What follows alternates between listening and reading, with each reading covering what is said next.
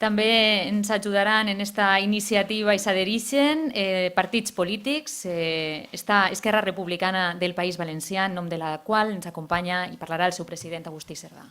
Jo només puc estar agraït a la lluita dels treballadors de Canal 9 que han fet possible que tot un país començarà a despertar d'una secular somnolència digestiva, que deia Fuster, i començar a tindre causes per les quals sentir-se orgullosos i començar a caminar. Soc un addicte a l'esperança i a l'optimisme i penso que això només és el principi d'un país que recupera el seu sentit, la seva majoria d'edat i que comença a caminar cap a ser un poble normal i lliure entre els pobles lliures i normals de la terra. Això és el que desitja que sigui aquesta iniciativa i per això se posarem i s'arromangarem a recollir el màxim de signatures possibles perquè en siguin moltes més de 50.000 i no puguen obviar-les com sempre han fet en altres coses i han fet en la veu dels valencians. Així que endavant, que n'hi ha feina.